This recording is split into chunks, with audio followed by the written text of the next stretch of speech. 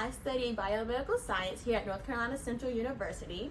Hello, I'm Nabilah Zada. I'm a master's student at North Carolina Central University, and we're currently in Dr. Josefson Lab.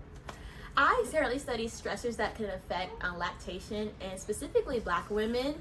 The reason that it's important for me to study lactation in Black women is because there's not enough human research, and most of it is focused to the white population.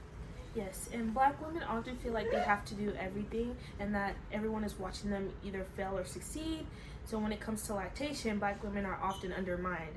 And in my experience, I've seen after birth, Black women struggle with lactation and feel inadequate. So that's why we're studying the struggles of, or we're studying the stressors of lactation and the effects of it.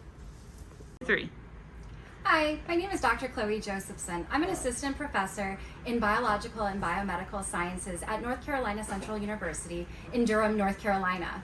I'm also a SICB member, and I'm an assistant editor for integrative comparative biology. My name is Brenda Gray. I'm currently a graduate student at North Carolina Central University. Here, my lab studies how the environment impacts mom's physiology during lactation, how that might change with the presence of environmental stressors, how that might be reflected in her milk, and then what that would mean for the developing neonate.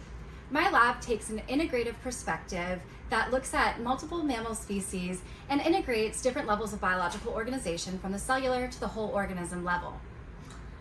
Lactation for most mammals is one of the most energetically demanding life history stages. We are currently using the respirometer to measure metabolic rate in free-range mammals. 3.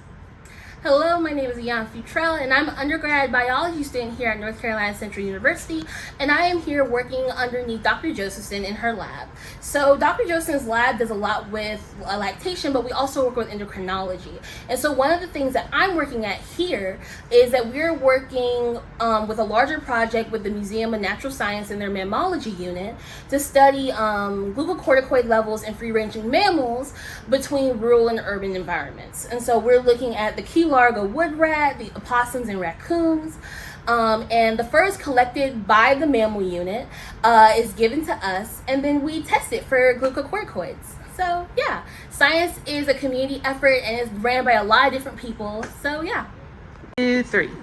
Hi, my name is Candace Swepson, and I'm here at the Josefson Lab at North Carolina Central University. Beside me, I have a jar of mammary tissues collected from the Museum of Natural Sciences in North Carolina.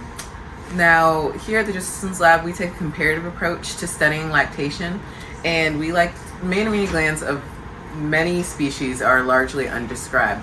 For that reason, loans like this from the museum can help us analyze the tissues of these glands in both standard histological preps and also other types of histological preps. These are whole mounts where we take the entire mammary gland and smush it onto the slide so it can be sliced later to get a larger view of the overall physiology of that gland. But that is what we're doing here. Thank you for listening.